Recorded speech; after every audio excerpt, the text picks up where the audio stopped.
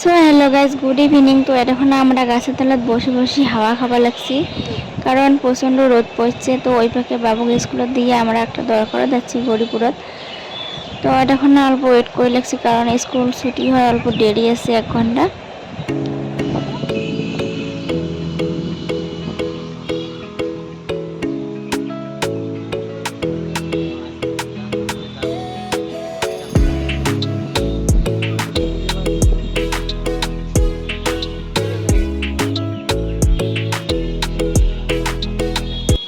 তো যখন কোনো দরকার থাকে তো তখন সময়ে না হয় এমন টাইম যায়, তো আয়লা কোনো দরকার নাই, তাও ঘড়ির কাঁটা নড়ে না, তো বেলায় না হয় টাইমে না যায়।